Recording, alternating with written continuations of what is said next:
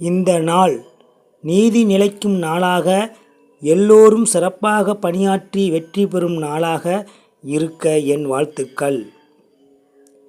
மனதின் தன்மையைப் போல் உடையை உடுத்திக்கொண்ட 2 தலைவர்களுக்கு இடையில் நடந்த இந்திய பிரதமராக இருக்க வேண்டும் என்ற போட்டியில் தோற்றுவிட்ட ஒருவர், அவருடைய குணத்தைப் போல அவரைச் சார்ந்த மக்களுக்கும் தனக்கு போட்டியானவரின் மக்களுக்கும் துன்பத்தை கொடுத்ததே இவருடைய தலைமை பண்புக்கான லட்சணமாக இருக்கிறது.